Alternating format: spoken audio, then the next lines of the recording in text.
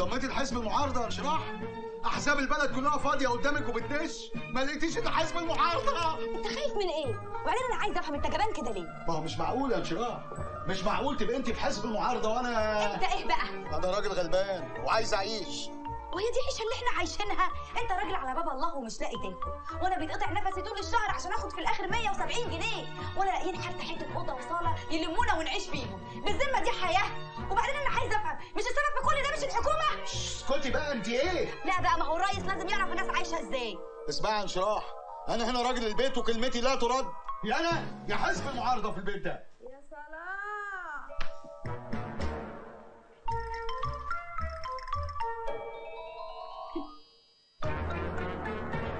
ادي معارضه ولا بلاش؟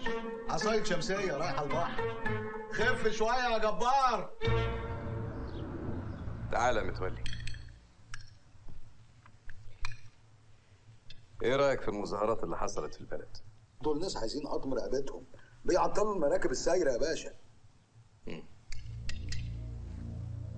انشراح مراتك اخبارها ايه؟ اتطلقت يا باشا.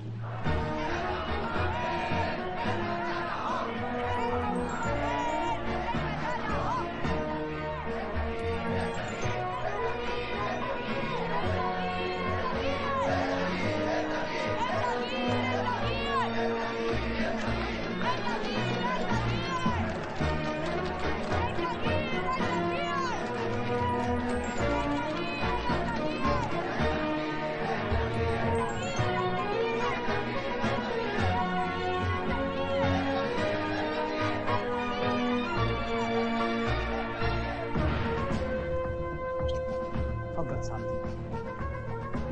من حق كل واحد انه يتظاهر او يختلف مع النظام، انما بدون تخريب. احنا احتوينا الموقف يا فندم.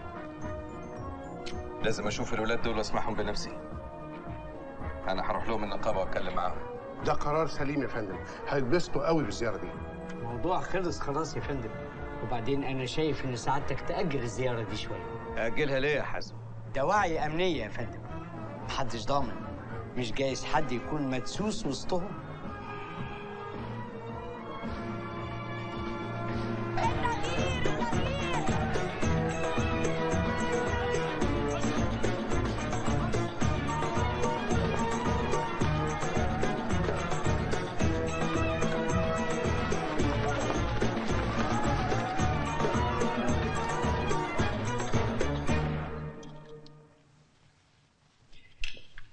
مالك يا متولي؟ شكلك مش مبسوط. شويه مشاكل في البيت يا ريس.